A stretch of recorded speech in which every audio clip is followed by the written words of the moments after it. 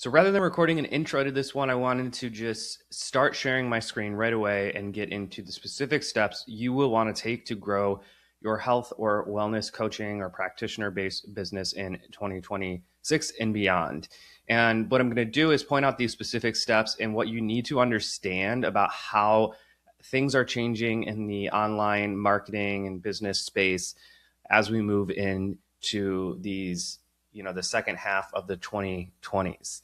So the first thing that you're going to want to understand is you have to establish credibility and trust. So I'm assuming most people who are watching this probably already have some sort of certification degrees or results from clients, but you do need to have that. If you don't have anything that will help people view you as a credible source as a coach or a practitioner, then they're not likely going to want to pay you. So that's key, should be relatively obvious.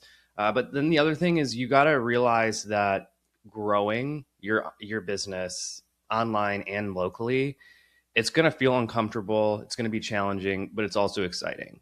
I think it's really important to set that expectation early on, and if you've been trying to grow for a while, you probably already know that. Now, the second thing that I think is really, really important is that you're going to want to create what I would call a specialized high ticket program and a mid ticket program. You may have heard about this before. In general, coaching, consulting, practitioner spaces, you could focus on any of these areas typically. But for most of you, you're going to be specifically focusing on a health problem for a specific type of person. And you really want to make sure that's a specific in-demand problem that people are typically willing to pay for. And ideally, you want to connect that to a type of person who you would uniquely connect to. So for instance, for this business that this YouTube channel is centered around, I have a background going my own mindfulness business on social media. So I specifically largely focus on helping other conscious or wellness-based professionals because those are people who have a similar background as I do. So think about that first when creating these programs. And then you want to think about the structure, typically being something like a one-on-one format over 3 to 12 months. So you can charge a price point of like at least $2,000 or ideally 3 to 10K or so. But if you can get specific on the problem and who has it and what the transformation will be, and that you can, really help cause that transformation over that time, people will be willing to pay for it. And then what this will allow you to do is do a lot more with your marketing and ads, which typically is going to be the biggest bottleneck for people who are struggling to grow their health or wellness business, is not having enough leads. So this is really, really key. And when I say high ticket and mid ticket, what I mean is like you could have potentially one that could be 3K, and then you could have one that might be 1.5K or something. That 1.5K could be maybe less intensive, less time, but basically having those two options is really important. The third thing I think you want to do, and obviously, some of you watching this probably already have these things in place, but if you don't, you want to make sure you get 1 to 3 great testimonials or case studies. If this is really early on for you, you want to maybe work for free or at a discounted rate. You can find these clients through networking, paid ads, or outreach. I'll explain more about lead generation strategies in a second, but testimonials and case studies are going to be key in establishing trust with new leads. So once you've got these things in place, then you really want to make sure you have a really great online presence. So in 2026 and beyond, typically what I will say you want to focus on for your online presence is probably 2 to 4 platforms. So you want to make sure you have a good website. It's not going to make or break things, but it can scare people away if it doesn't look good. You want to have a focus on Instagram mostly, I would say. And this is where you want to have consistent branding, so good design, but you also need to have good copywriting, and you need to put out content that showcases your expertise and positions you as an authority.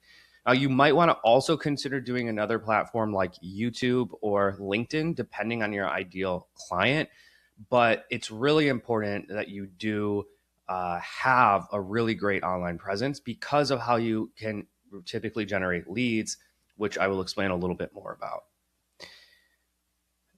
Obviously, when you do focus on these lead generation strategies, you're going to have sales conversations. So if you're really bad at sales, or if you don't know how to have sales conversations, practice discovery calls, know how to handle objections. You can do sales in a way that doesn't feel really unethical or shady and still be good at it, but you don't want to just wing it. So before you really heavily focus on generating leads, make sure you know how to do that.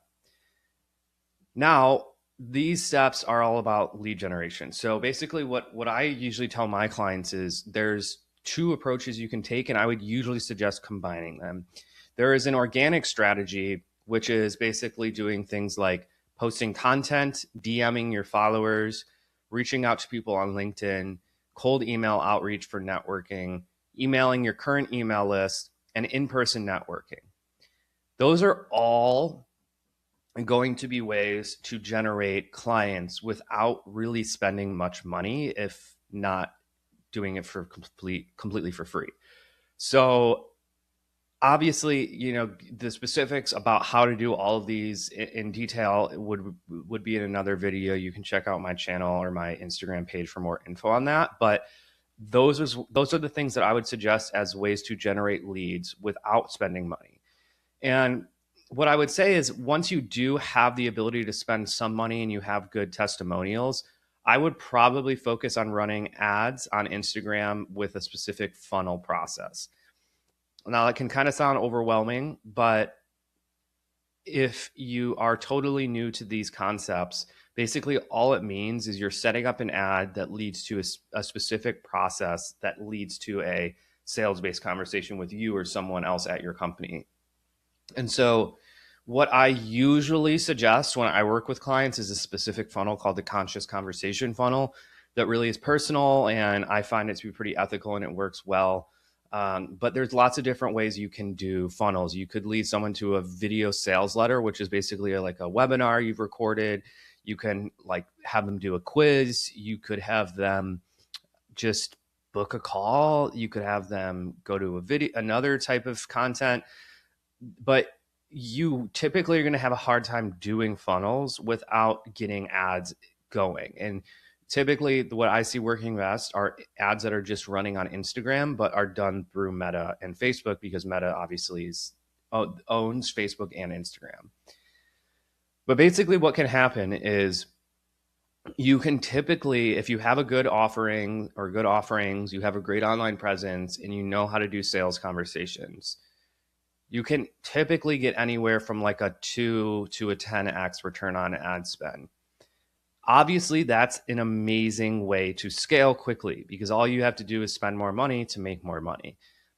But it can be a little, it can be complicated. I always tell people, if you don't have a lot of experience in marketing, and you're not super great at understanding digital marketing or teaching it to yourself, it might be worth it to hire someone for these types of things. Some people can definitely figure it out on their own, but I really, really would say in 2026, it's really tough to just rely on organic lead generation strategies.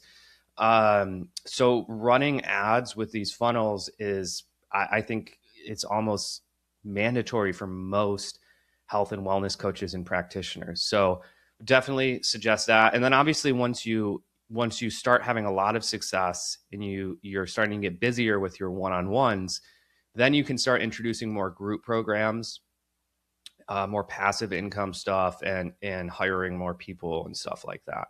But essentially, these are the exact 8 steps that I would suggest to take if you're looking to grow your health and wellness coaching or practitioner-based business in 2026. And the main thing you need to understand about 2026, and I would say beyond 2026, is that you need to combine lead generation strategies. You can't just rely on posting content. You can't just rely on, maybe a little bit of networking. I think Some people might be able to get enough clients with that, but it's extremely rare in my experience. So you do probably want to do some advertising in addition to those organic lead gen strategies, but they will only work if you have a great online presence and you have great offerings with good testimonials. If you're looking for help with these things, definitely check out the links below where you can learn more about how I can help you with all these specific things.